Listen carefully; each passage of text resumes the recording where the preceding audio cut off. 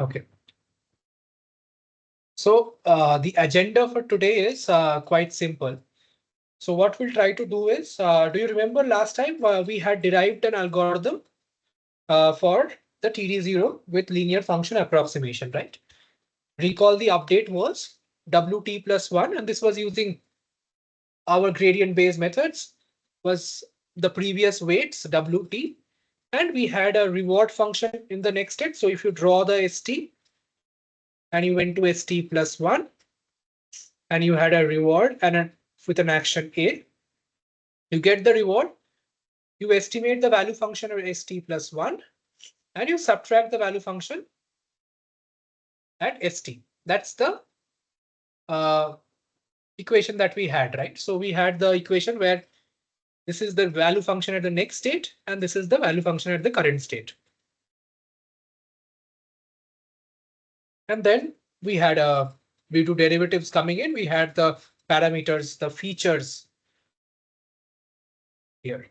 So if you do not recall, please go back and look at the previous video where we derived this TD0 algorithm. Today we'll be assuming that this is the algorithm that we'll be using completely. So we'll be using this algorithm and we'll see, so few things we'll see. Let me write it down. We'll see convergence, where it converges, and how far is it from the desired point of convergence. Clear to everybody? These three are what we'll be trying to use today. Okay. So we define, so what we saw was our objective was again, so given an equation. So where is that thing? Yeah. So our objective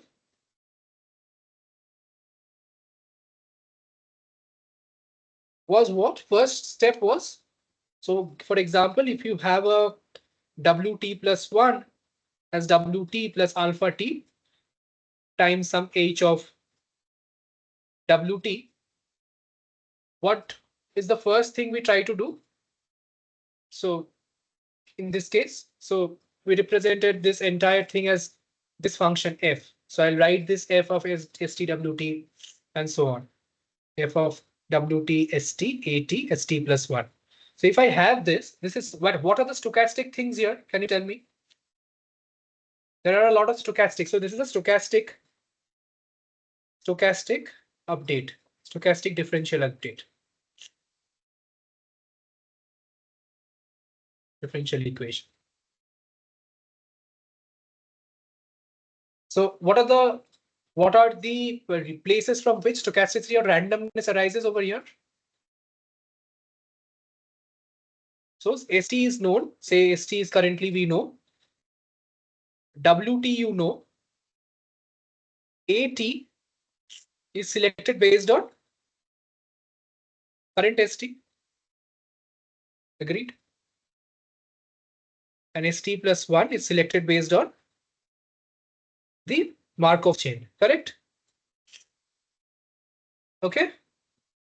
And also we are doing is, since we are doing a stochastic update, WT plus 1 is also stochastic. Stochastic, as we are computing for only one step. Okay. This is the list of stochasticity that we introduced in the algorithm. So now, what did we try to do? Am I audible? Can you hear me? Yes. So what did we try to do next? We tried to, so since this is a stochastic equation, we tried to break this up into two parts, right? We broke this up into a martingale and a constant, and a normal function. Okay, so we wrote something like WT ST plus f of WT ST AT ST plus 1 minus f of WTST. Do you agree? This is what I wrote. I can write this. I'm just adding one term and subtracting one term. And we said that this term is expected value of f of WTST AT plus 1 given which two random variables, since you can clearly see it's a function of two random variables. So these two things must be given, right? WT and ST. Do you agree? Right? Yes. Yes. Okay. So whatever it is a function of, we have discussed is we just have to take an expectation and condition, put the conditional expectation with that. Fine. So now, so this becomes a martingale. We represent it as MT plus 1. Why is it called a martingale? Clearly, let us see. MT plus 1 can be written as, can you tell me how can it be written as? The MT plus 1, the expected value of MT plus 1 given WT and ST is equal to the expected value of, by linearity of expectation. Let me write it down in case you're not following.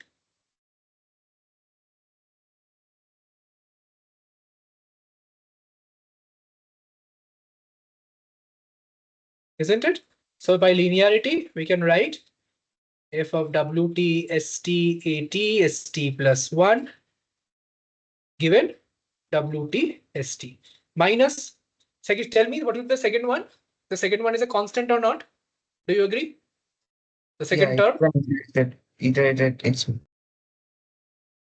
Yes, it is an iterated expectation, but another way of seeing it is, see, this is a function of ST and WT, but ST and WT is already given. So if it is already a function of something and that is given, we just know that it is given. It is already the value is given, right? Yes. And by definition, we said that this is equal to, we define this as WTST. So we saw that this is equal to 0. So we see that the Martingale sequence goes to 0, and we see that why does this Martingale sequence? The intuition is as you take lot of samples, these noise terms just go to 0. So we showed last time we may have a lot of noisy terms in between, but at the end, ODE will converge. We may have if it has certain properties, right? So something like this, it will converge. Is DE, stochastic differential equation, will converge roughly if Martingale, the expected value of the Martingale goes to 0 as t tends to infinity. We'll see it in detail, but the idea is we'll have to remember that this equation will converge to there's a case where it is no longer so see, this is no longer WT and ST is no longer stochastic. Do you agree? This is not stochastic, right? At a particular time, this is known. So we will get an ordinary differential equation. So it will converge and we will get a ODE, which is easy to solve. So this is the overall idea, and we'll see how each of these steps are filled in. Okay. So this is all I had to say. And let us start to write down the update. So write the SGD update of the TD0 algorithm. So that is already written last time. So I just don't want to, I'll not waste time. So WT plus 1 is WT plus alpha t plus reward plus the value function minus the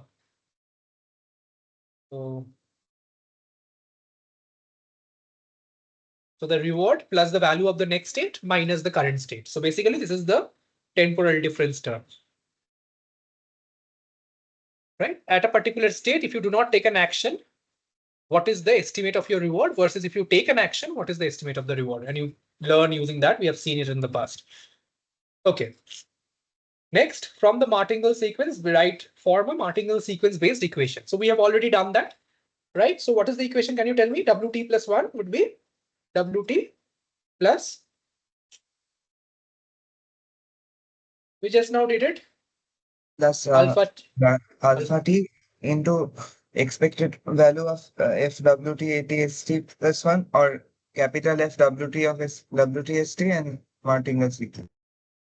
Correct. So f of WTST is defined as the expected value of f of WTST. Just writing it in fresh so that you can look at it. WTST. And did we derive this value? Do you remember?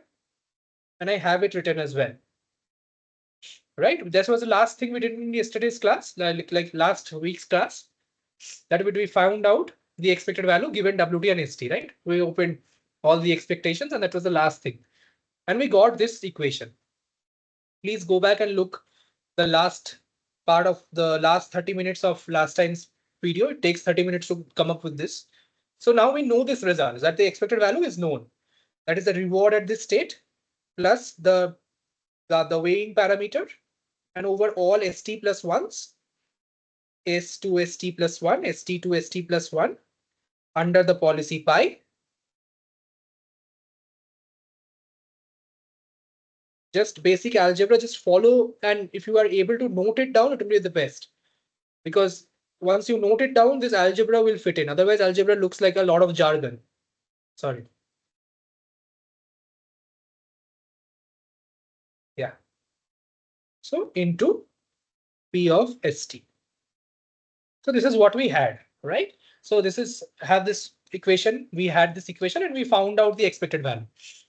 Fine. Any questions till now? Now we'll go into the next step. That is to prove that this algorithm converges. This is because out of 25 classes, I thought of keeping 3 to 4 sessions on proof because a lot of control theory you'll be doing depends on proof. So which is not true in computer science, but it's good to know the mathematics behind these algorithms. Because most of the times we are only discussing how to make the algorithm and not discussing how to does the algorithm actually converge, which is very important. Okay. So this is fine. So now let us try to see what this actually means. So there's a theorem which is very involved in stochastic differential equations. We'll not prove this theorem, but we'll use it to prove the result that we have of the convergence. The theorem is by Borkar and Bhatnagar. It says that if you have a stochastic differential equation of this form, so this is our equation is of this form, yes or no? So we'll introduce a few notations, xt, yt, and the Martingale sequence, right? In our case, xt is, yt is the state, xt is the wt, because that's what we are updating, correct? Yes or no? We are updating. In our case, and mt plus 1 we know is expected value of f given wtst minus, what did I write? F minus expected value of this. What is it? Yeah, correct. Do you agree? These are the things that we have, but we are going to do it for a general case. See, xt plus 1 is updated as xt plus a Martingale sequence equation, right? RSD equation with a Martingale sequence. Is this clear? So we can sort of, for the time being, see, look at this equation. I'll just copy this and I'll copy and paste this. So why am I could have just used that, but yeah. For the theorem in the way it was stated. Read. Yeah. See, both equations are exactly identical, right? We just have different notations here. That's it. So we'll be proving our theorem. Proof will be based on WT, ST and MT plus 1. But the theorem is stated based on XT, YT and MT plus 1, which is still the same. Because normally people take X and Y's. Fine. So let us try. So what does it say is a equation is known to have a global asymptotically stable equilibrium. So it says that you have a global equilibrium if and only if the following conditions hold. So let us try and prove each of the following conditions. So till now, is everyone following? So this is, we're going into a bit of an involved mathematics, which is just algebra by at the end of the day, but still, are you following? Can I go Yes. ahead? Yes. So what I'll do next is, see, so I have this update, it's just given to me. Fine, I have it. Now, next step is proving a set of theorems, a set of conditions that need to be hold for for this algorithm to converge. The first condition says that this h of xy should be Lipschitz continuous. So what does Lipschitz continuous mean? So let us take an example. Lipschitz continuity, very important for your real analysis and optimization. So what is Lipschitz continuous? See, if you take a curve and take 2 points on this curve, right? If you subtract the values, that is f of x1, say this is f of x1 and this is f of x2, right? It says that f of x1 minus f of x2, sorry, f of x2, that is this perpendicular height, is less than some constant k times x1 minus x2. This is x1, x2. Okay, fine. So what does this actually mean? It means that f of x1 minus f of x2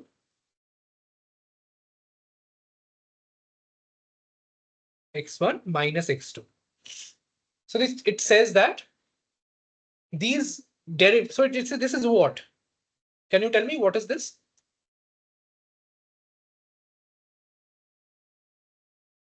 So Lipschitz continuity tells me this, and what do I get?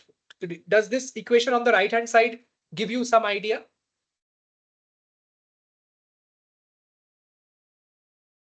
Slope. Yeah, an Yes, upper it is bound for this one. correct. Or So like this this is supreme. good. So this can be in the limit x1 x tends to x2, the derivative of, so the norm of the derivative in any direction you take the slope, the norm of the derivative or the mod value of the derivative, because we have mod over here. So I'll put the mod all over. The mod of variable, mod of the derivative is upper bounded by a constant k. What does this tell me? That the function is well behaved. Why is it important? Tell me, can anyone tell me why important? Very important this is. So this tells me the derivative of the function. It does not become undefined. Good. Derivative of the function is upper bounded by a constant. So first of all, derivative exists. One, derivative exists. Exists. By definition, if derivative exists, it is continuous and smooth, and all the nice properties of derivatives will hold. Of differentiation and continuity will hold. So basically, you will not be in one point st and next point. So basically, these conditions would never occur for these functions. So from here to here, you will not jump. This will not happen for Lipschitz continuity. Okay, clear? So now we have to show that this function f h of xt comma yt is Lipschitz continuous only for the first variable, that is x1 variable. That is for, in our case, for w, because there are two variables. So let us try to show that. So what will we try to show? Lipschitz continuity, number step 1. H of, so what will we try to show? H of x1 comma y, because we are only showing for the first variable, second variable is constant. H of x2 comma y will be less than, can anyone tell me, for Lipschitz continuity? If it is only Lipschitz continuous in the first variable, some constant k times Omega 1 x1. minus omega 2. Yeah, x here in our case, omega 1 minus omega 2. So we have to show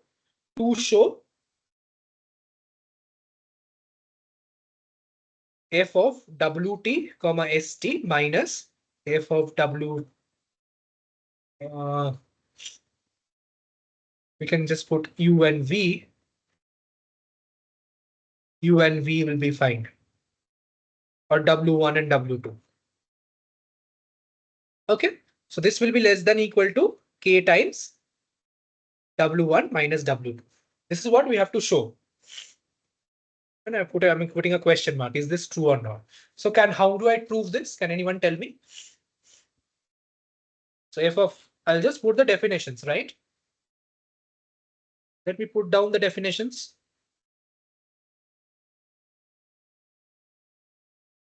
First term, has anyone noted it down?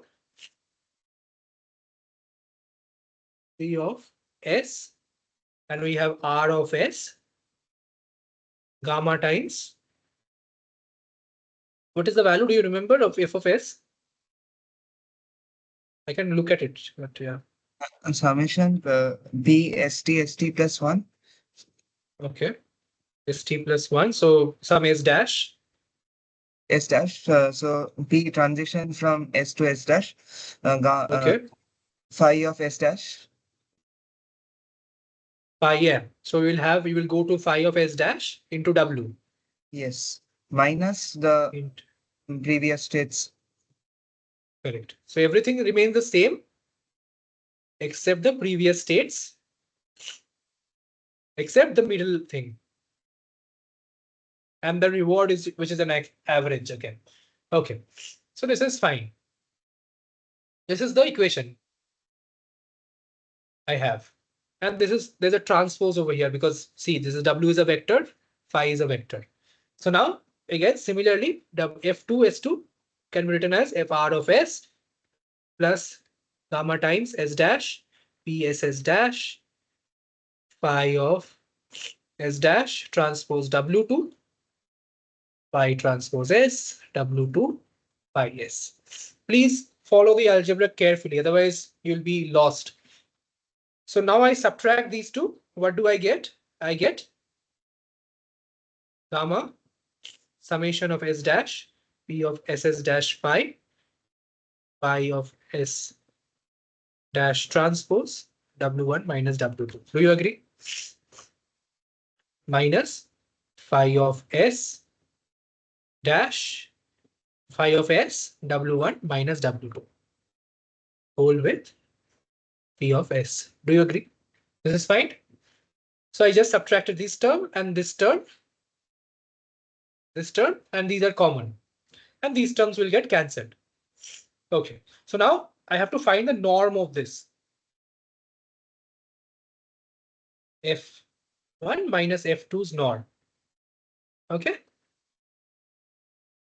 Great. So now, if I have to find the norm of this, what do I do? Finding the norm. So can anyone tell me what should be my next step to find the norm? What can I write these equations as? I can do two things very easily. I can write this as phi of phi transpose. I just expand this equation. I'll write it again. This is a bit cleaner. So, okay. So I will write this as gamma times summation of S dash PS S dash phi of S dash transpose W1 minus W2 minus phi of S transpose W1 minus W2.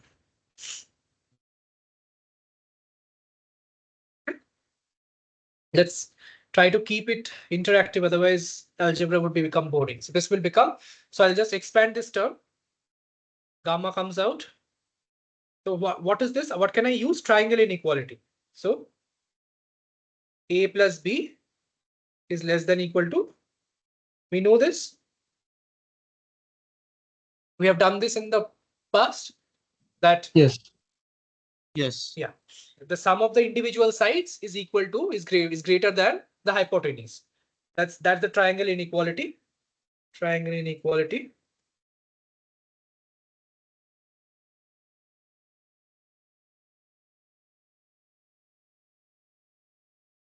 If you, in case you ever forget, always remember this. This is A, this is B, this is A plus B.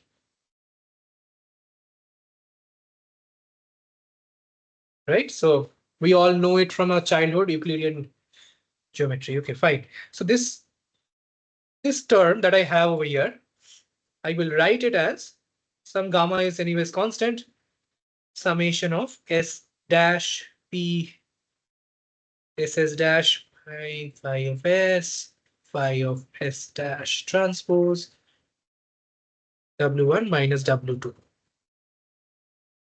I'll put again, I'll do the same thing.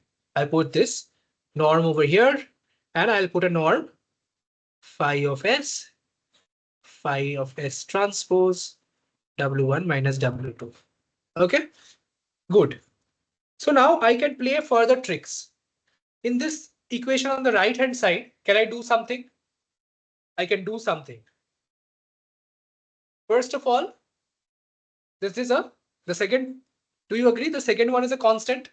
Is a scalar, not a constant. Sorry, it's a Yeah. scalar, dot Scalar. product. Yeah.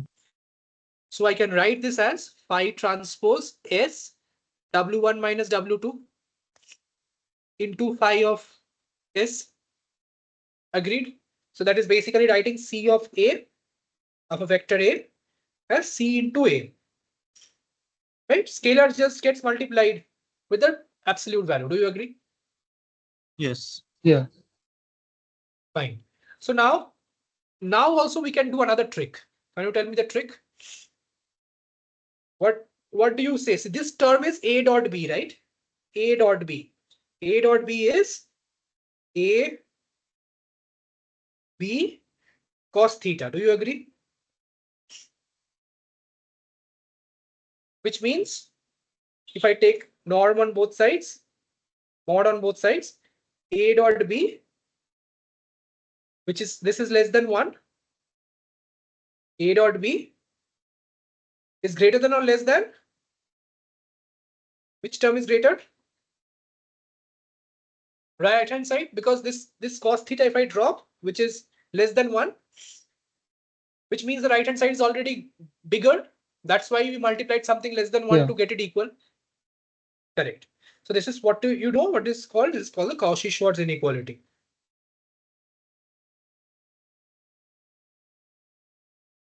Okay, this is the Cauchy-Schwarz inequality. So I can use the Cauchy-Schwarz inequality and write phi of S, that is phi of S squared W1 minus W2. Now the features. Now we will define C phi as the max of. These are all greater than. This is equal to. This is greater than Cauchy-Schwarz. Max over all S, phi of S. Right? If I write this as this, I can put another greater than as C phi squared W1 minus W2, because the feature matrix is given to us, because the feature matrix is given to us, is given. So phi of S is the feature matrix, right? So this is in our d-dimensional features. So for every state, you have F1, F2, dot, dot, dot, Fd. Do you agree? So all we are saying is this feature's norm must be finite. All we are saying that the norm of the features must be less than infinity. That's a good assumption to make. C phi if we are putting.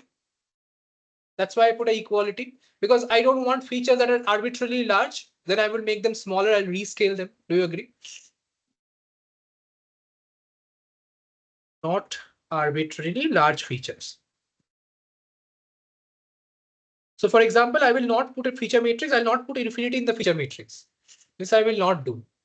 So I will only put finite values. So if the features are finite, do you agree the norm will be finite? The norm is just what? W1 square W, and if I write features phi of S, phi of S1, so I'll just put a summation, phi of S I squared, I equal to 1 to n, right? This is what is the norm. In our case, it is d-dimensional, so okay, fine.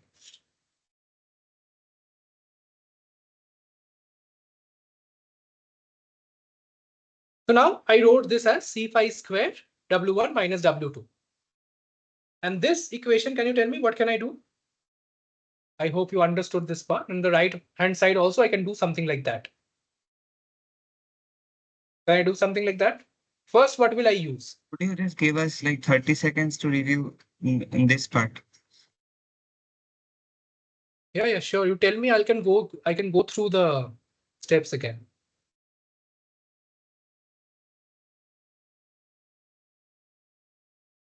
Want me to wait?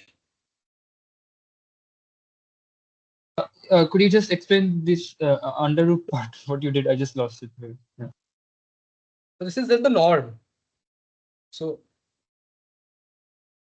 when I write this, what is the norm of a vector? Okay, you found the L2 norm, right? Yeah. Okay. Yeah. So v1 squared plus v2 squared dot vd squared, right? So this phi of S is phi S1, that is F1, phi S2, that is F2 dot phi S D FD. That is fine. Yeah. Also, Just the what L2. did you? Yeah. Also, what did you Yeah. do after using Cauchy sorts? What's C5? C phi is just the maximum of the norm. Like there will be S states, right? So C phi, the phi matrix is something like this. Do you agree? That S1, state 2, state n. And for each state, I have a d-dimensional feature, right? This is S comma D. S cross d-dimensional vector matrix, correct? The feature matrix. Yeah. So I am saying that, so this is for one state, right? I have to show for all states. This is for a state S. Do you agree? Yeah, we have been, this equation is for a particular state. We are correct. So yeah, go ahead. we are updating for a particular state S given S Correct. equal to. Correct. But we don't want S in the equation because S is fixed, yes or no? For all S, this must hold. Do you agree? For all S, this must hold. Is that making sense? See, look at the equation. This is for a single S. It doesn't mean that for one S it will hold and not for others, right? Yeah, because this is an inequality, we should consider the maximum. And Correct. like I was initially thinking that we are arriving at an equation and then we would transform it into matrix form. But Good, here good. we are When an inequality, so we must consider the maximum of it. yes, because it's all S, all possible S. All possible S. So this will help you. This is over all possible S. Okay. So now the first part. Can you help me with it? Help me with the first part. Very similarly, we'll do it like a two-liner again. So again, it's a summation. What can I use? A triangle. Triangle inequality. Good. So I can write summation over S dash gamma times. See, all these steps we can write straight away. Like we don't even, after this proof, you can write it one step at a time. Just try to understand this step. Next step onwards, which will be like very simple. So now fine. This is correct. Triangle inequality. Yes. Yeah. So I write it down here for people who will read triangle inequality. TI, wherever I'm using Cauchy-Schwarz CS. Okay, now next step, can you tell me it's the same process I'll be doing? Again? Yeah, again Cauchy-Schwarz and then your modulus of a square of Correct. phi s. No, we are not. This is not a square. Sorry. This is not a square, but your Cauchy-Schwarz will still work. Do you Yeah, agree that this is Cauchy-Schwarz a will still work, and it would be phi of s into phi of st. correct? So this second part is a constant. This is a scalar. However, These two are scalars. yeah, but however, again, when we take the inequality, we would get c phi square because we would be considering the maximum s. Perfect. Perfect. Let me do it for everyone else once, and then we will not do the same steps again and again. Very good. So see, these are scalars. Scalars can again be written as, so P of SS dash is anyways greater than 0. I don't even need to put norm mod this into phi of S dash W1 minus W2 into the norm of phi of S. Everyone is clear with this? See what I did, I put the scalars together. These are all scalars. These are the scalars. Fine. All the scalars I put together and I wrote the vector separately. That's all I did. Fine. So now as Antariksh is telling me, I can use Cauchy-Schwarz again. If I use Cauchy-Schwarz like 2, the second equation will become W1 minus W2 and phi of S dash, phi of S, ESS dash, phi. Okay, now next step, anyone? As I Very said, simple. less than Yeah. equal to summation r ts dash s ss dash of pi, and we make the phi of s c phi. Very good. Correct. So these will just come out of the summation. These are just going to come out of the summation. Great. So these will come out of the summation because we are going to put the maximum value. And what is the summation over pi is p s to s dash? C phi squared. Very good. So this is gamma times c phi squared. Since summation of pss dash pi s dash is equal to 1. Isn't it? Because for people who do not remember, what is p of ss dash? Do you remember? The probability of st plus 1 is equal to s dash given st is equal to s under the policy pi.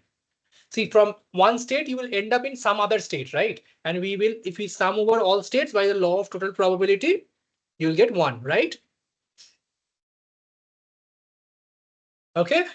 So now assumption 1 becomes, what does it become? Phi of W1 by W1 comma S minus W2 comma S A is less than equal to 2 terms I have. Gamma times C phi squared plus C phi squared. Do you agree? These are the 2 terms I have. This term and this term. Of course, there is a W1 minus W2. I have not forgotten that. Right? These 2 terms I will have. Okay, yeah. So that becomes the K, right? Yeah. And very that good. entire thing. So I will, yes. So I will just put this and I will have W1 minus W2. And this will be equal to gamma times C phi squared or C phi squared 1 plus gamma W1 minus W2. So hence proved QED. So this is upper bounded. We know all of these are upper bounded. And we said K equal to this. Any questions? So now, since I have proved this, we have understood the matrices and things like that. From the second part onwards, I will not be requiring to do this. So I saw that this function that f I have defined is a well-behaved function. So everything that I'll be doing with this function, taking derivatives and going along the gradient, all these things is going to work, right? It will not have exploding gradients. Do you agree? Do you understand the intuition why I need to prove this Lipschitz continuity? Because see, xt plus 1 is essentially being updated as what? Xt plus alpha t f of wtst. Do you agree? This is how we are updating. Essentially, Martingale noise is also there, plus noise. Right? So if this is infinity, so this, sorry, I did not mean to write x. If this is infinity, then this update is meaningless. This update is useless. Do you agree? So I need my derivatives to be bounded. That's why you need your derivatives to be bounded. So bounded derivatives. Good. So now we have proved one thing. Now the second thing is also very simple. We'll prove it. Let's prove it. The second thing states that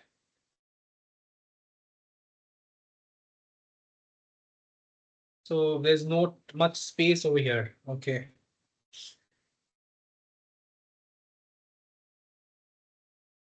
Should I do? Wait, give me a moment. I'll just insert some space so that this can be done properly.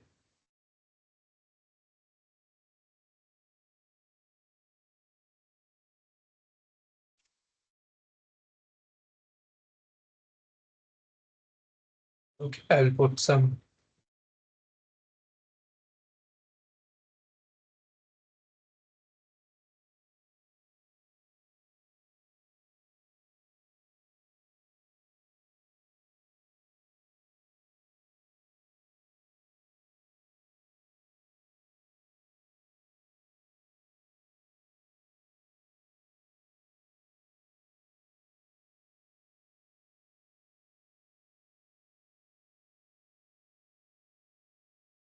Just give me one moment. I'm just putting some space so that so that we don't mix up stuff.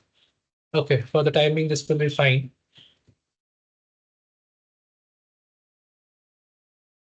Okay. Let's try to sync this.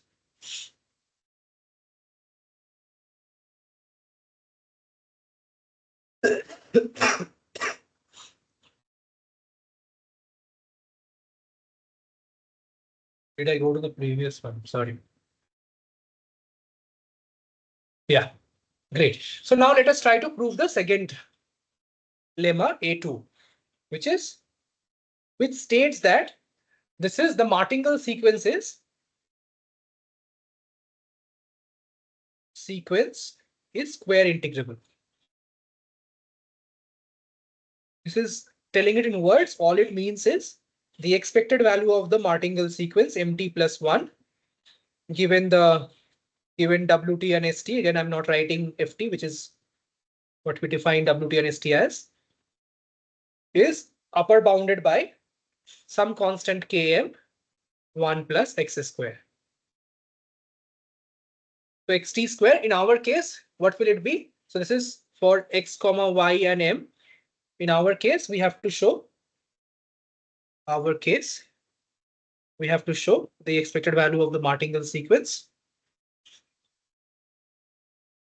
is again upper bounded by km 1 plus,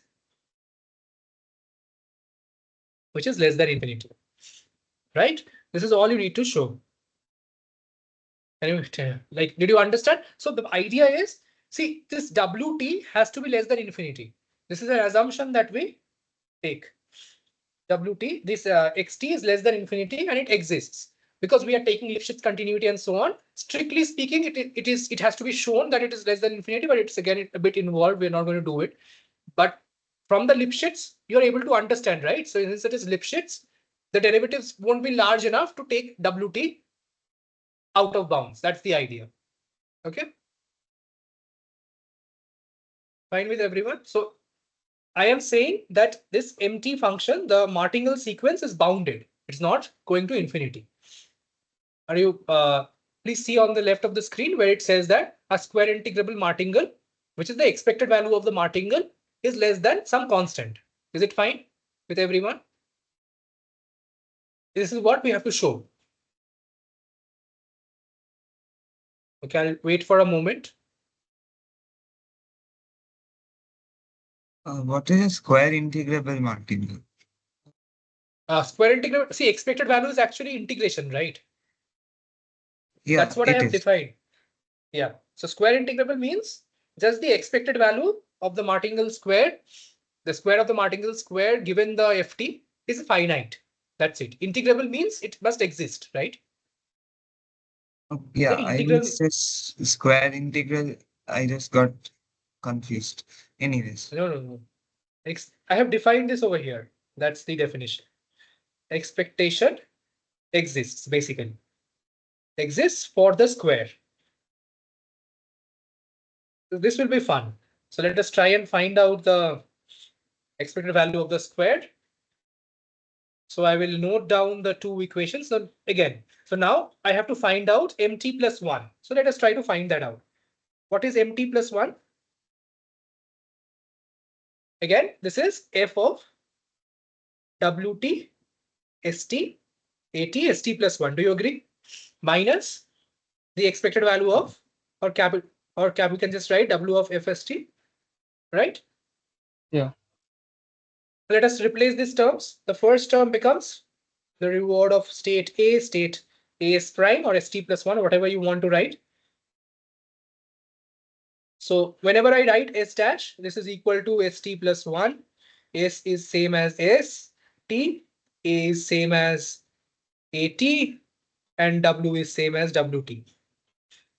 Okay, so in case I mix up notations, please bear with me because there's a lot of notation and putting subscripts is a bit of a hassle. I'll try to put the subscripts as far as possible. So the first thing is reward from st, at, st plus 1 plus f function gamma times f transpose st plus 1 w t minus transpose st. Always, how am I remembering this? How am I writing down this big equation? Can anyone tell me? So this is not easy to remember, right? So how did I write it down? What is the value of f of st? because it is analogous to what we have been doing in TD as well, or Yes. where we took the reward plus the v pi of s dash minus v pi of last state. So here we know Yeah. that we are estimating that using phi, and so we are Very just good. instead of v pi, we are going to include phi transpose of s into w, and if we remember the math, there was a phi of s everywhere multiplied. So Correct. So all, yes, because there's a derivative, so phi of st is multiplied. This is we could do with the derivative. That is fine. This is not that important. What is important is the rest of the terms. The rest of the terms clearly tells me there's a reward. You see the next states. So this is all I want you to take away from the RL course. See, we at a particular step, you need to take an action, see the reward, see the next state's value function, compute that what happens when you take an action, what is the value function for the current state, and do a dynamic programming. You had a previous estimate of the current state, and you subtract that estimate from the, if you take the action. So this first part minus the second part, that's it. Yeah. Okay, this is also fine. The second term is a bit of a hassle to write, but I'll try to remember. Let me write it. St plus gamma times P of st to st plus 1.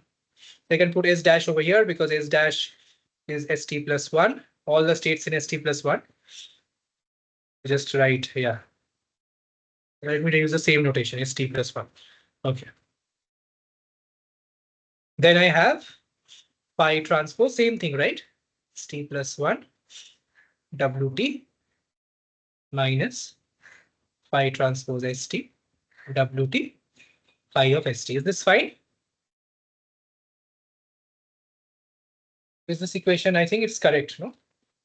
yes, it is. The first two terms are like the t pi operator, and To remember the third term, we need to just remember that we are subtracting the Perfect. previous. Correct. We have to subtract the previous operator, previous state's value function. That's correct. This is fine. Great. So now let us try to take the difference. When I take the difference, which terms get cancelled? Which is not stochastic. Clearly, this will get cancelled. Fine. So now what do I get? I get phi of st. Keep calculating with me. This is actually very simple. So that's why if you're following, you will enjoy it. This trick teaches you a lot of tricks to solve math questions as well. A lot of linear algebra analysis questions. Okay, and then I have gamma times phi of st. And I have, what do I have? I have phi of st plus 1 times wt minus summation of st plus 1 p of st to st plus 1 by phi transpose st plus 1 into wt. So I'll just take w out. Okay, let's keep it for the timing. I'll just show you what to do. Is this step fine? I just rearrange the terms. I paired these two and I paired these two. Okay. I hope the calculation is all fine. Now what will I do? What am I told to do? This is mt plus 1. I am told to find the norm of mt plus 1. Yes or no? This is what I'm told to find. Okay. So now what will I do again? Practice.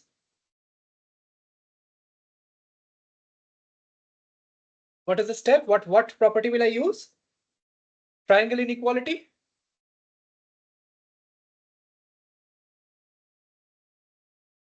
Triangle inequality, and just replace this as. I'll wait for a moment after writing this line, then you can ask.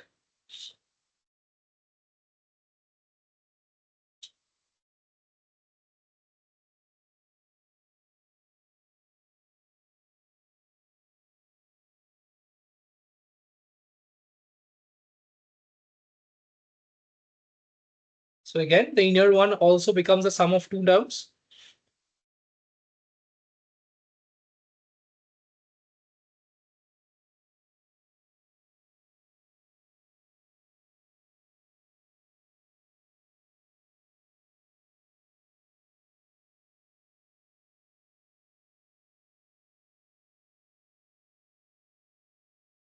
Is this clear?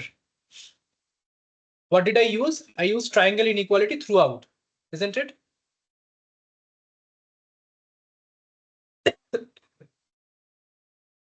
Any questions?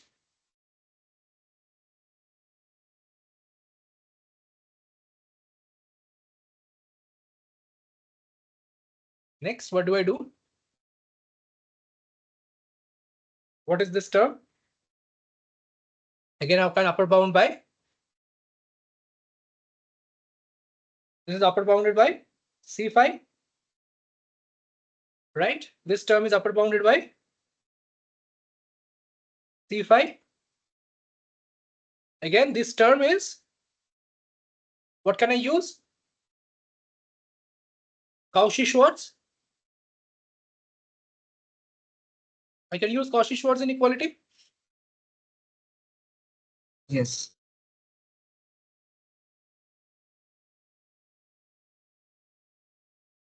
And the second equation, second part of this will become also the same thing by triangle inequality again. By triangle inequality again. This summation, that part I have, this will go to 1, and I'll be only left with phi transpose st plus 1 wt. Is this clear? I will write this down in case you're not following.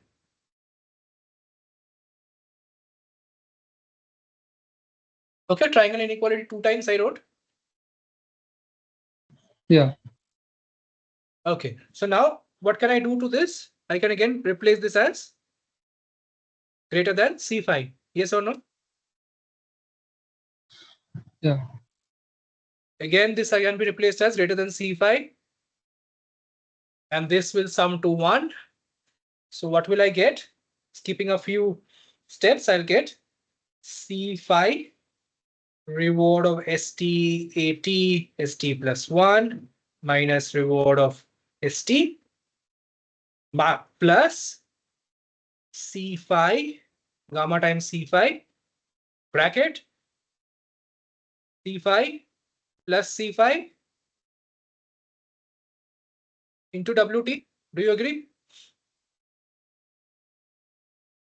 That's what I have. Do you agree? WT is fixed for both. So what do I get? So now this term that I have over here, the rewards again have to be bounded. ST, AT, ST plus 1, as Antariksh told me. So if I maximize over ST, AT, and ST plus 1, this say it's some CR because the rewards have to be bounded to. Bounded to. And do you agree if this is less than CR, the one-step reward? So this is a three-step reward. Can you tell me what is this reward signify? ST, you take an action and you go to ST plus 1. If this is the case, what is the reward you get? It's a 3-argument reward. Yeah, and this is a 1-argument reward. Yeah. Obviously, because the second term we have expected, we had taken an expectation and we had summed it over A and ST. So obviously the second term would be have less arguments. Perfect. So we have summed over, we have taken this expectation given ST. We have summed over AT and ST plus 1 and we got CR. Do you agree that this CR would also be upper bounded by CR? Because why will it be upper bounded by CR? It doesn't even need a mathematical proof. Can you tell me why? Because if we have an infinite reward, that means No, it's the same CR. It's the same CR, right? So see the expected value, right? So I can just replace this as a greater than sign. Linearity of expectation. Yeah. Correct. A linearity and monotonicity of expectation, both. So I will just put CR here. So this is how all of you have done this. So I'll just put CR out and expected value of 1 is just 1. Do you agree? Isn't it? I have replaced every term by the greater than term. Then the expectation will be greater. Very good. So I will get this equation as C phi CR plus 2 gamma C phi squared WT. Okay. So now I can do something. Can you tell me what should I do? Again, people, we are doing an inequality. So I can again, you remember what is the objective? 1 plus WT I have to bring, right? At the end of the day. Into some constant I have to bring. So how do I do that? Say Cm I take as max of CR C phi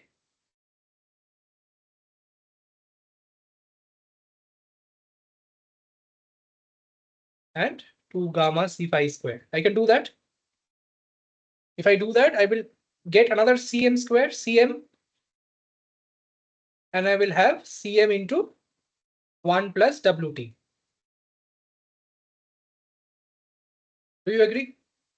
If I replace both of these by Cm, I will get this. Cm is greater than both of them because or equal to both of them. Correct? Yeah. Because I'm taking the maximum value. So now I get, do you see the similarity now? So this is what I wanted to get, isn't it? Right? Now I have to square them. So I will put the square in different colors. This is just MT plus 1. Yeah, sure. When you could you scroll just a little up? So it was a yeah, here the it's okay that the three argument and the one argument ribbon functions are both bounded by CR. So Correct. shouldn't the difference of it have a bound of 2 CR? It is, but you're right, actually. You're actually absolutely right, because you have to use So triangle inequality. that way we would have we could take the two common, and then we would have CM Yeah, 1 plus. correct. You are right. Absolutely right. So this is, I'm being a bit sloppy here because I know at the end of the day, this is CR is not going to matter at all. So this will be 2 CR. You are absolutely right. And even don't even need to take two or things like that common. So even I put the 2 here, will still be the same. Thank you, Antariksh. There was a mistake. Thank you. Fine. I didn't even use the triangle inequality. Subtractions can't really be, you can't really put an inequality there. Okay, so what will I do now? Next step.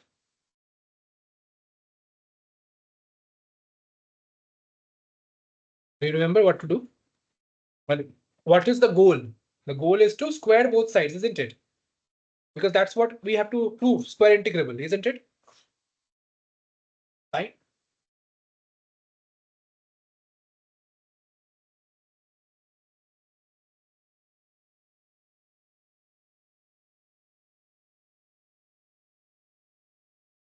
Okay. Now tell me, what do I do about this? I have this term W2 WT, and I have WT square, all these terms I have. What do I do?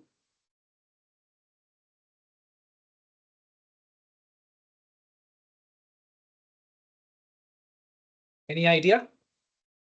So consider this equation. 1 minus WT square. What is this value? This is greater than 0 or not? This is greater than 0. It's a square value. Okay.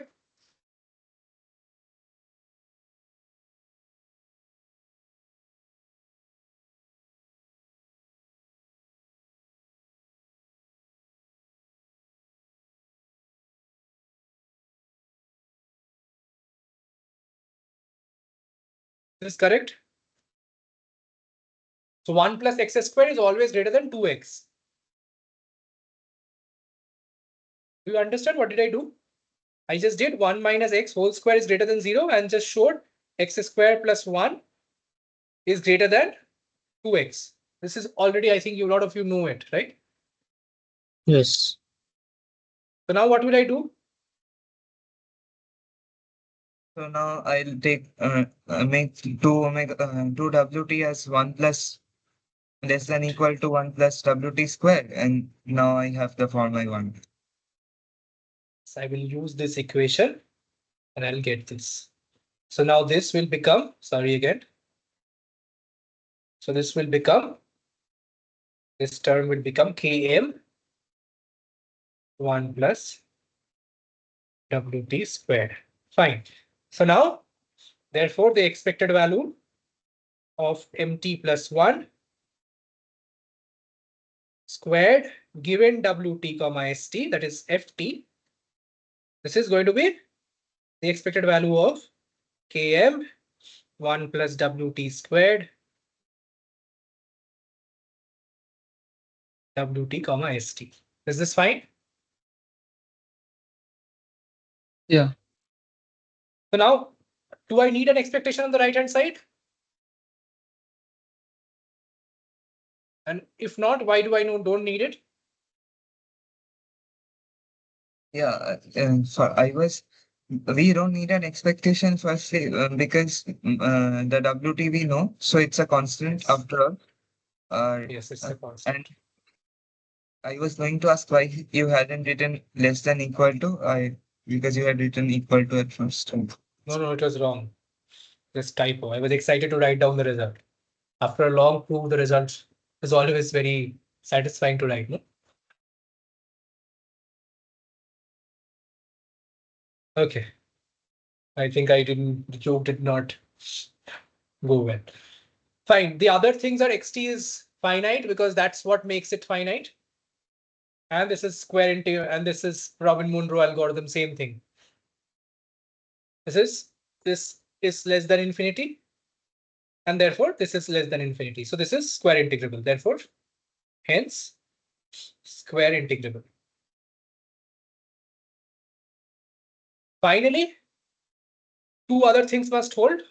That is, summation of alpha t should be infinity and alpha t square. We have already seen the reason for this, and we have done examples for homework. It should be less than infinity. This is the Robin-Monroe algorithm.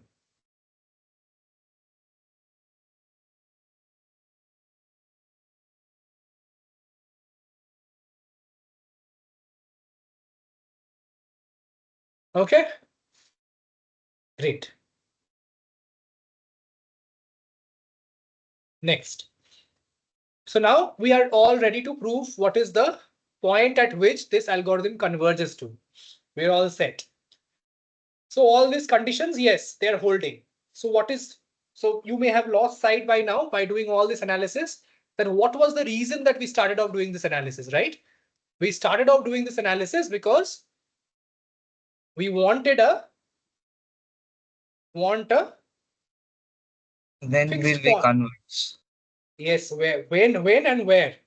Fixed point for xt. At least converge, say at x in x star, some convergence. And here comes the big result that we'll be using to find out the convergence value. We have already understood expectations and seen that it will be some A transpose B sort of a thing. But here what I'll do is I'll show you the result why it is true. So it says that I'll just write it down instead of reading it out. Very simple. It says that if st t greater than 0 is a Markov chain, right? Which it is, right? According to Markov chain for d pi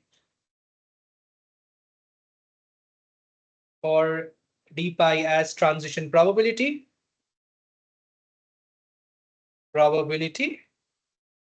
and what did we study? D pi, let d pi be the stationary distribution. What does stationary distribution mean? Do you remember? D pi transpose. The transition matrix has eigenvectors less Correct. than 1. That is right. Stationary And distribution pi is t is equal to this, right? pi. Yeah. What does it actually mean? It means that, see, d pi of s is actually a distribution, right? A distribution. That is, for every s, it gives me a probability. S1, P1, S2, P2, right? Correct? So it means that we'll be using this result. So let us recall what does this mean. It means that say you want the probability S1 is equal to S. So S dash, for example. Okay. There's no SS here because these are okay. P of 1 is equal to S dash. What can we write this as? Can you tell me? For a Markov chain. We have done it once, but just to recall. For a given history, we can write probability of s t plus 1. Okay, S0 is equal to S. I can write, correct? Yeah. Into probability of S0 equal to S, the law of total probability and Bayes rule. Conditioning, that's it. So over all S in S, correct? Yeah. This again is the D0 of S, and this is D1 of S dash. That is initially, if you had a distribution of some distribution, say you said 0.5, 0.5. So if you start from 0.5, 0.5 distribution, you will get another distribution after you take one step on the Markov chain. Yes or no? That is the first distribution for at the time point 1. Correct? Because you can clearly see for every S dash, you will get one value of the probability. So that's a distribution again. Summation of P of SS dash. Very good. Over all S. Now, clearly what you can see, this is the D transpose pi. I don't know where I put pi here. For which value? For column, for which one? So this is going to give me a row vector or column vector. What is the dimension of P? S cross S?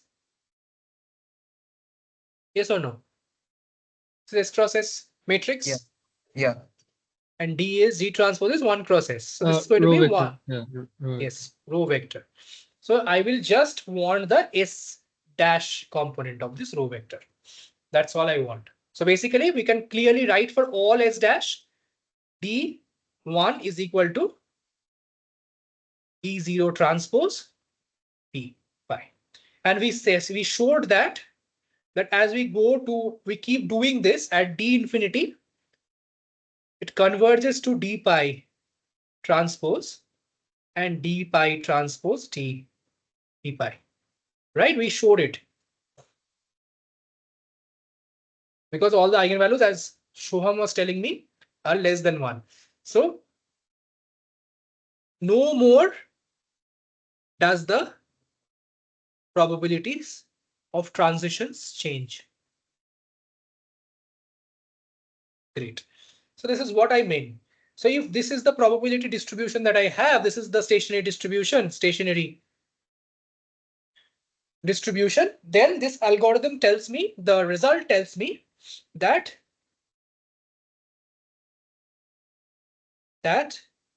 WT converges to W star for the ODE below. Very simple ODE. See, now everything is, so say WT, so first derivative of WT, then if you don't want to write dW, no problem. They're the same thing, is equal to d mu of S for all S in S, F S, or I think W I wrote first, W transpose X. Right? So it's, see again, S is removed. So only what will remain, see S will be marginalized out. Do you agree? In this case, isn't it? Yeah. So how to understand that it is correct? So this is a function of W. The right hand sound is also a function of W. This is for right, this and ODE. These are the temporal differences, right? No, D here is the one that I showed, no? D is, that is temporal difference, correct? When I write d pi of S, it means that it is a stationary distribution. You want me to write another notation? I think we used the variable D because we're using a diagonal matrix. The initial, so what was the initial loss? The initial loss was d pi of S, phi transpose S, W minus V pi of S, right? Yeah. So this is the stationary distribution, more likely to be in this state. That's what I proved, no? Okay, yes. Yeah, all right. So when I write temporal differences, I will write DL at a particular time, something like this. I will tell that separation. Now there is no temporal difference left. So this is just the expected value, isn't it? Expected value of f of WT ST or S. Right? So it says that W dot is the expected value of S is sampled by d mu S given ST is equal to S. Fine. So now I'm waiting. So is this is fine. We will try to find out what is this value. What is this fixed point? So this is the result. So it is just taking the expected value of the term we found out from the Martingale by removing AT and ST plus 1. We are again taking an expected value over all the STs. Once we take that expected value, STs are just going to just go away. That's the idea. So again, so I don't think this is correct. So this is not a conditional expectation. This is the, because we are taking the expectation over all S. So I'll wait here and then we'll try to find out the closed form solution. Any questions?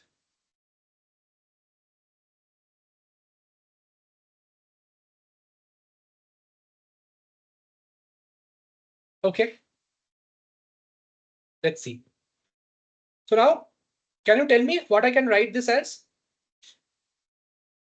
The derivative can be written as summation over all S in S d pi of S, and what will be in the bracket? We'll have to write down f of st. Yeah. Yes. So we again have the one argument reward, that is R of st plus. Okay. Then again st. Okay, is it st or we're going to write s? Because we are seeking summation over s, so there's no meaning of st's, right? St's and s are analogous. right. So R of s, Okay. and Okay. then we'll Gamma take that time. gamma time summation p of p to the power pi ss dash, then phi No, transpose yeah. of s, phi, yeah, Not inner a, product. it's correct. St plus s dash and wt, Yes, right? wt minus again the usual minus phi transpose of s into phi, and then outside the bracket phi of s. Good. Very nice. Now let us look at this equation. Very simple equation this is. Let us try to write down the closed form solution. Okay, we will break it up into two terms. D pi will derive, first term we'll write first. D pi s r of s and pi of s over all s. Okay, so I just take this term, and this term. Okay, this time this is perfect. So can you tell me, can you give me one liner for this? What will this be? This is a scalar, right? It's a scalar. Oh no, it's sorry again. Is it a scalar? No, it's a vector, right? So this is a vector. You mean that you want a matrix notation? Correct. I want a matrix notation for this. So the first term would be d pi transpose into R. Okay. First term, see, I will use a diagonal matrix again. If people who are following me, so I'll use d mu or d pi of 1 and all the way to d pi of s. Yes or no? Yeah, yeah. Now, So now it's I have, simply yeah, d into R. First term is d into R at correct. instant t, so RT. Okay. So R would be, R can be written again as a s times, isn't it? R is for rs1, It's r1, like r. S cross 1 matrix, S cross 1 vector. Okay. And Next. yeah, then we have d into p to the power pi So that into, is fine. So we will just for that second term we'll see. Second term is a bit of a, it will take some time. I want the first term. The first term is what we'll try to find out first. Okay. So again, it's very simple actually. So phi of s is it's simply the what R It's d into R the into phi transpose, or we can take anything as transpose, I think. correct. This is an s cross. Do you agree? This will be f d cross 1 vector, right? This will be a d cross 1 vector because phi of Yeah. s belongs to Rd, and these are scalars. yeah. Okay. So now these two So terms I can, yeah, we would have R, D, and S, or R R. transpose and D, S. I can have this as well. Phi transpose dr, because this is the same, right? R transpose d phi is same as because D is a diagonal matrix. So phi is what? D cross S dimension. This is S cross S. This is S comma 1. So you get a D cross 1. So let us, so if you're not following, so if you multiply this with R1, RS, so you will get dr as very simply d pi of 1 R1, d pi of 2 R2, dot d pi of S RS. Okay. So now this is a S cross 1 vector, right? And we want it to take a linear combination of the phi of S's. Yes or no? Linear combination of phi of S. That's what we are summing over. Yes or no? The columns of phi of S. Do you agree? So phi 1, phi 2, phi D. Oh, sorry, phi S. Isn't it? We will stack all the features vertically. That's what we are doing. In phi of S is a features F1, F2, FD. Yes or no?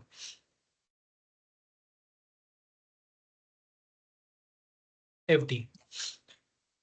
So this is, if you stack the features horizontally, this is basically writing to dr, which is this matrix, which is just basically taking linear combination. That's what we have done. Just see, this is equal to star. This is same. Okay, so I have the first term as phi transpose dr. This is one. The second term, and this is a vector. Say we write this as b in d cross 1. Okay. So now let us try to find out the second term. Okay, the third term is easier. So let us try to find out the third term first.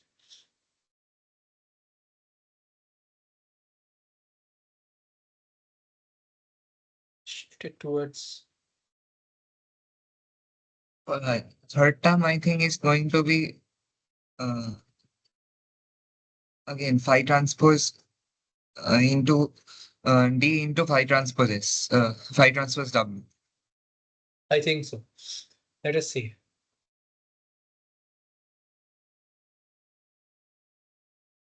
Okay.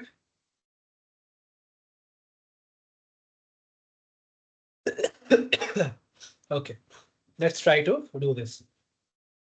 The third term is summation over S. What is it? Phi of S. We have two summations again. This is where it gets a little bit of a tricky thing. S of S, d pi of S, summation of S, P, S, S dash pi. Why am I writing P? Sorry. Pi of S. This is term 3. Pi of S transpose WT into phi of S. Is this the equation that I have? I have two phi S's and I have a this term. Correct? So I have a diagonal matrix here.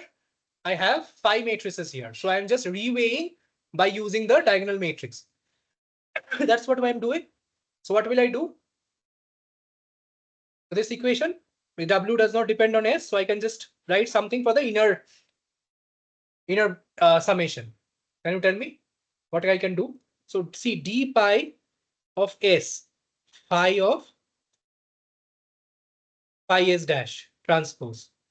Do you know this? This is called a Yeah, this is a what that kind of factorization. What do you call it? A quadratic. SVT, exactly. SVT quadratic Yeah. sum of rank 1 matrices. This is sum Yeah. of rank 1 matrices. Yeah, exactly. This is the outer form, right? Yes, this is a sum of rank 1 matrices. So this is S cross D. And this is D cross S. So this becomes a T cross D matrix or S cross S matrix. Sorry. Good. So and I have this. This will become This d pi is a s cross 1 vector. So, or sorry, d cross d. This will be because we will write down it as a diagonal matrix. Capital D is diag of d pi. Fine. So now, if this d pi was not there, if it was not there, if missing,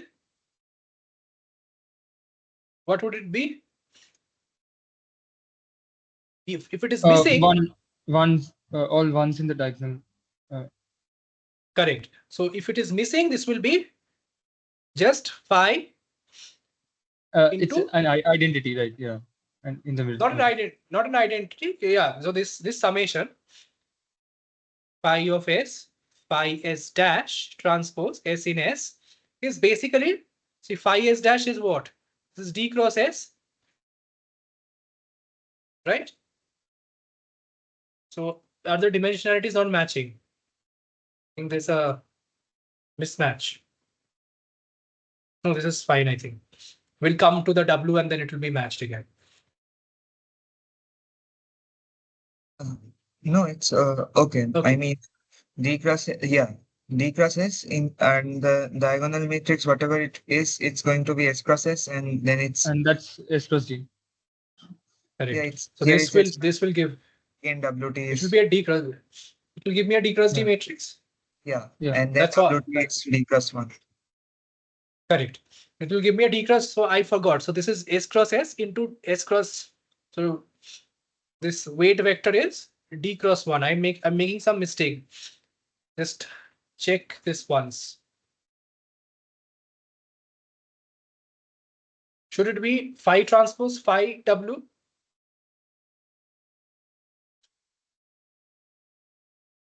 Give me a moment.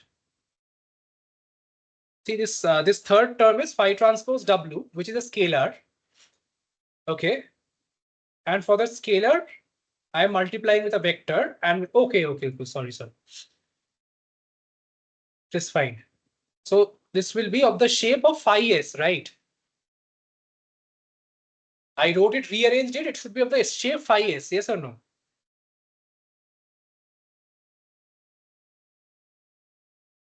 So WT is of the dimension d cross 1. That's the problem I'm facing. I Phi mean, transpose. it's okay now. I mean, when we are calculating phi transpose d phi, it's d cross d, and then we are gonna multiply it with a d cross 1, and then I'm gonna get a d cross 1, and I got a d cross 1 only, and I should get a d No, cross 1. correct. I made a mistake here. Now I understand. See, phi of s is 1 cross. Phi of s is d cross 1. No, not Yeah, this 1. is d cross 1. When we are Ah, considering the matrix, that's d cross s. But here, correct. so, as you have written, it's a sum of rank 1 matrices. If it's Yeah, rank 1, phi the phi outer of product. correct. I just wrote. This is the mistake I was making. You didn't tell me. So phi of s is list of d features, isn't it? Correct. And phi of d transpose is the row vector, and it will be an outer product, as you were saying. I was writing s cross d. That's why it was. So it was not for a matrix. It's for a vector. No, it's for one value of s. And this is r to the power of d. So now I have a d cross d matrix. Do you agree? For every value. So I'll get a d dimensional matrix. So this is for every state. If I had this, I could have just taken phi transpose phi. This is what I have taught last time also. This is what people do in PCA. So basically, you can write phi 1, phi 2, dot phi d. So this is, and I'm just doing it for once. And this is phi 1, phi 2, and phi, sorry, not ds, phi s. So this is basically when we write row combination, the linear product can be written as, this is the same as phi I star, I equal to 1 to s, right? Correct? Yeah. This is your, so this is what I try to 2. So not just write down the identities, but make you comfortable with writing them down yourself. So now everything is same. I just have a diagonal matrix quadratic form here. So this is just, I will just multiply this. That's how whenever you have a diagonal matrix, the D comes in between, right? Because that's how you want the single D to be present in both the phi's, right? Okay. So now I will have this equation to be, the term 3 is, can you tell me what is term 3? Phi transpose D phi W. Let us try to see the dimensionality of this. This is equal to, so this is D cross S, S cross S, S cross D, and D cross 1. Do you agree this is equal to D cross 1? Again, that's what I wanted. I want the output to be a D cross 1 dimensional vector, because B is also D cross 1 in the first part, which is also D cross 1. By dimensionality is matching. Is it yes or no? Is this fine? Okay, third term 3 also I got. Now term 2. Term 2. Anything? How I do it? The term 3 I got. Term 2 will be gamma times D pi of S. Yes, you can, if you want, you can go ahead and tell me.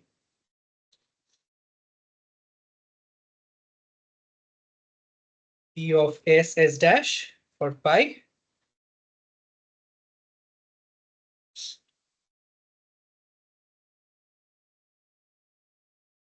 Again, the same equation, right? Only one difference. Phi of S, phi of S dash transpose W. Fine. This is what I have for the second term. Clear with everyone? Any questions? Okay, I will write two summations now. I Yeah. have a like, I think it's not necessary, but the thing that you have been using as phi transpose, that is a D cross S matrix. So I was wondering if we should use that as phi and the S cross D as phi transpose. You can use that, then everything transposes and phi's No. would just. Because when in the original equation we had been writing, because in the original equation what was phi transpose became phi here, and what we were writing as the outer phi became phi transpose. So it just Did it? Did phi S is again D cross Yeah. 1. Phi yeah, S is not 1 cross D. So whenever you take a row of a matrix, it becomes a vector, it becomes a column vector. That's the notation we are following. Okay, Yeah. so we're not going to deal with row vectors at all. So the idea is you take a column, when you take a column also, that is treated as a normal long vector, a column vector. If you take the row also, I mean. Okay. Vectors are always, I mean to say, long. yeah, Okay. that's it. So normally in a matrix, when I stack them up, it will be 1 cross D. You're right. But whenever I take one row out of it Yeah, and I put. but you have here in when you have written phi transpose of S, you took. Could you scroll down a little? Yeah. Here, you have written, you have stacked up phi side by side, D cross S, and you have written that as phi transpose. The phi's are what? Just let us complete, not be confused. Capital Phi is the matrix, right? That is phi 1, phi 2, dot, dot, Okay, dot, okay, phi d, then it's or okay, phi because s. because when we are writing phi of S, we were thinking it as D cross 1, but when we are writing phi, we are thinking of it as S cross D. So Yes. That's So what, phi of, that's what I got me a understood. bit confused. Yeah. So I understood phi of S would just be. So that's how matrix notations are easy to write. Otherwise, you can always stack them up column wise and write. It is easier, I think. You're right, sort of. But when you're given data, every time in data you will have the rows as features and not the columns. That's the problem. So I was trying to be. In the previous classes as well, you had written that only, but yeah, I just was verifying with the equation and the two things were kind of clashing, so I asked, but very trivial. No problem. No problem. So see, when there are two notations in matrix algebra calculus as well. So you can stack derivatives vertically or horizontally. Normally we do it vertically because it's a vector, and people like vectors being columns because of the linear combination sort of a thing in the column space. So every derivative we are taking is going to be a column vector. That's the reason we have this notation. So phi matrix is defined as, you can write this transpose itself. Okay, this would be fine with all of you. These would be transposes. Is this fine? So each of the columns that you had is now a transposed version of that, which becomes a row. Yeah. Is it fine? Got it. Got it. Yeah.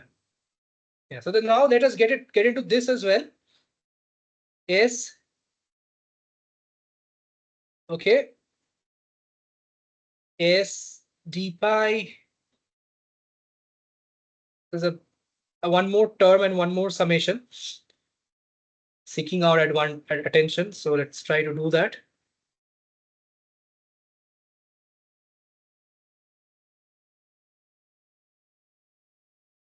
W is dash. This is the summation that I have. Okay, so I have this summation with me. So what next do I do is the question. Okay, so it is now again very simple. See, I have S and S dash. Now they're not the same S. So which term will help me out? Can you tell me? There is a single term that links S and S dash. That is P pi. P pi. Correct. So now I'll just rearrange the summations. I will write S d pi of S PSS dash pi, and I will write, and this is over all S, and this is over all S dash. So I will write phi of S here, and I will write phi of S dash transpose W T here. Is this step okay? No problem with it? We should also take d pi of s out. We can take, but I want to use this as a single product. That's why I want to represent this as d p pi. Can I do that? Because it's a matrix. At the end of the day, it's a product of two matrices. When I do over S and S dash, you have summation over two matrices, right? This is a S cross S matrix. This is again an S cross S matrix. Yeah. Yeah. There is no issues. Sorry. Yes. So that's when you have two summations of matrix. Like if you ignore this term, ignore this, and then you have this summation of over d pi. So and then again, this becomes the term, the quadratic in between, the weighted quadratic weightage. Okay. So now tell me, what will this be?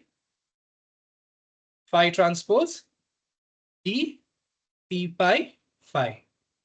Okay. Is this fine? That's all it will Yeah, be. See, absolutely. in the previous equation, I had d here. All I have is a product of another matrix with d. That's all I have. So now everything becomes very, very simple. Let us see. So what does it become? So 1 plus 2 minus 3. Can you tell me the terms? W E is equal to phi. So this is where the things meet up. Phi dr plus Phi t d p to the power pi phi w. not power. It is not. It is p pi is a notation superscript. Sorry.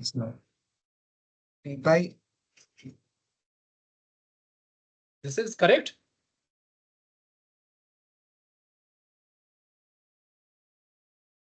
Hello, is this correct? You are following? Okay.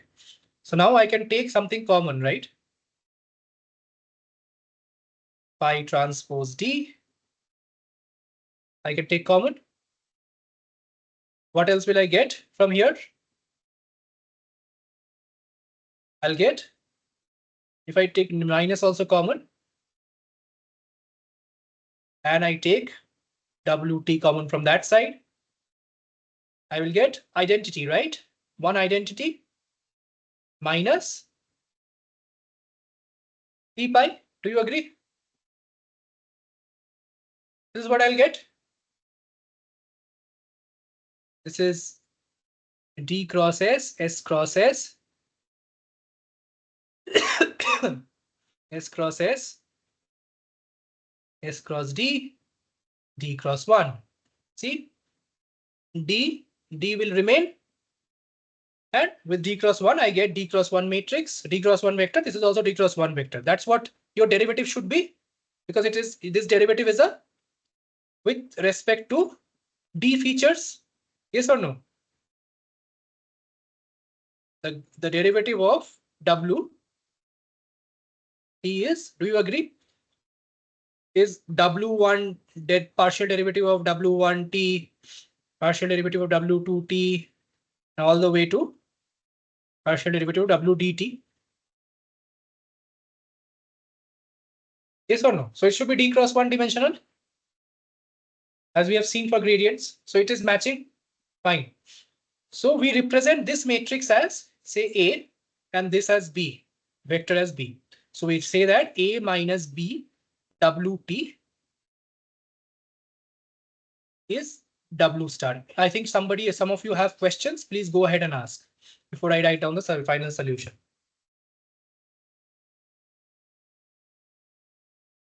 Any questions? So this is, so for stable fixed point, for stability, for converged result or fixed point, what should be the derivative for a fixed point? Very good. This has to be 0. This is equal to B minus AWT. So we get the solution that we have intended to start off with. So we'll get WT as A inverse B, assuming if A is invertible. Assuming A is invertible. So now tell me what is therefore WT, or this is not WT, this is WT going to 0. Is this? So again, let me make it clear. WT is 0 as T tends to infinity, right? And that is at W star, right? This is equal to, I should not write WT, I should write W star. It is 0 at the fixed point, 0 at fixed point W star. Is this fine? At the fixed point, it will be 0, correct?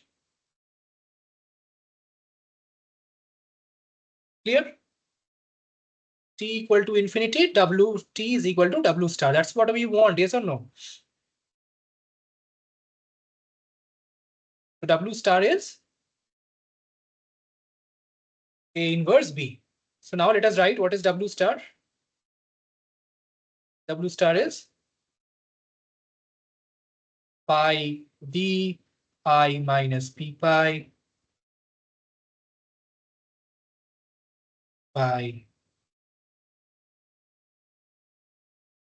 pi inverse phi D R. This is A and this is B. Clear to everyone? Any questions? Questions? So it converges. Before we end, recall what was our initial objective.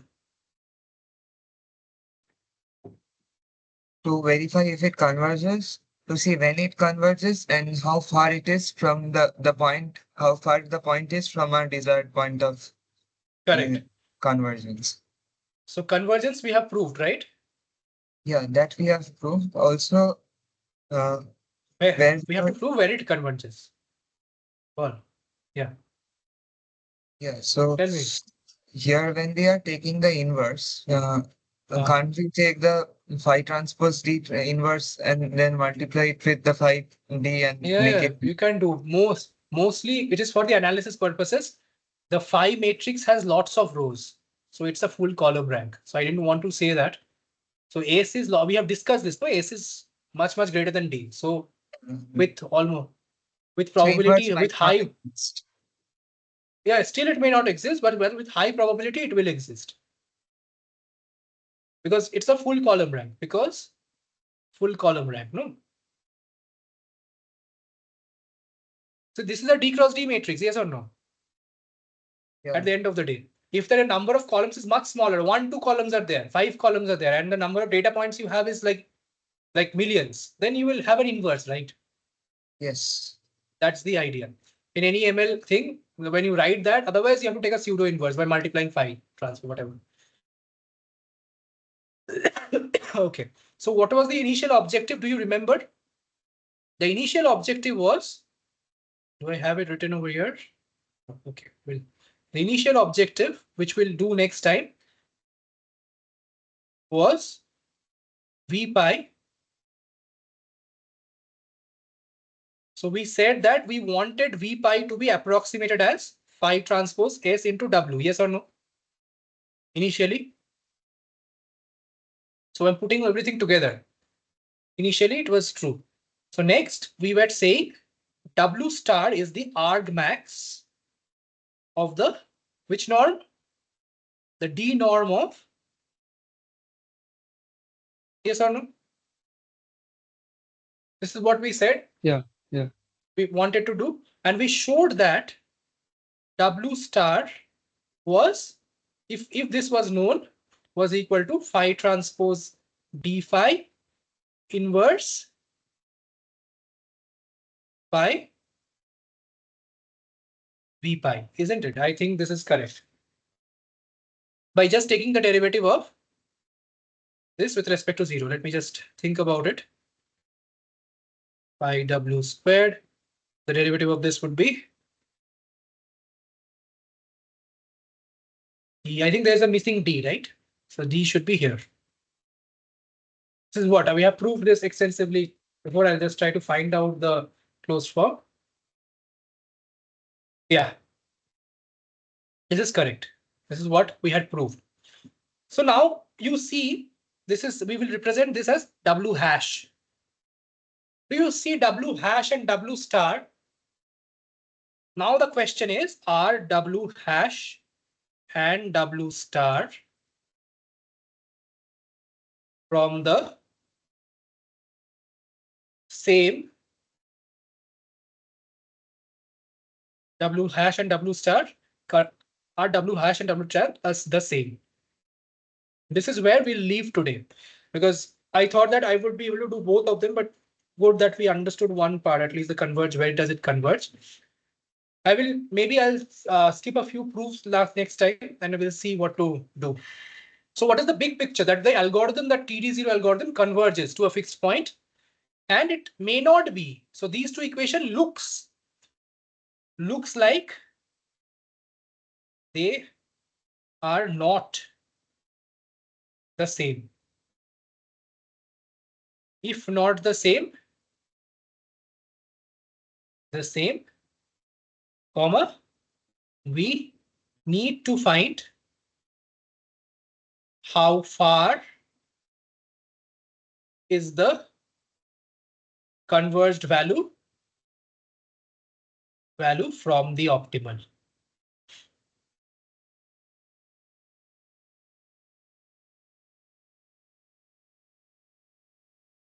One thing I remember is that Yeah. when we did the MDP, so when Okay. we calculated when we showed that when even if we started from any random v pi, we would meet the Yes.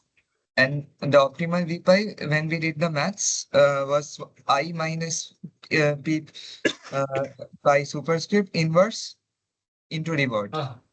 Correct. So here as well, if the inverse of phi transpose d exists, this should be equal. So you're saying where did you in the original case you had a 1 minus p pi, right? Yeah, in the origin, when we calculated v pi, originally for any mvp, we said that at convergence, v pi is equal to I minus p pi inverse into R. That Correct. I remember. Correct.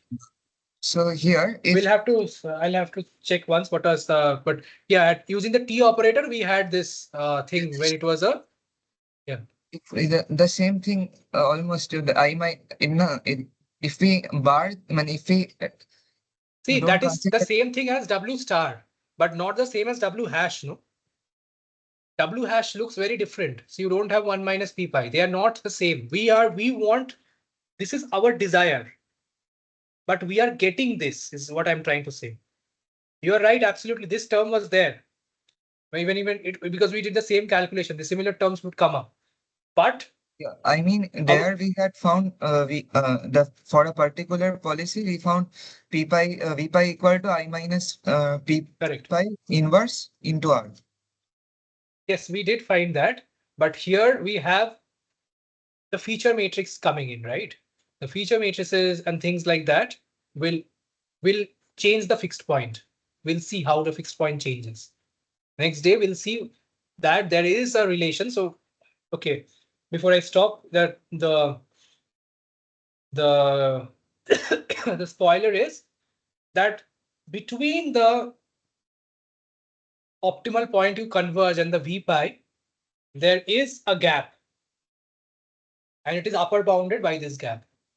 That is what we will show, and we'll show why this happens, because there is this feature matrices coming in, and you will have extra terms coming up. Is that okay?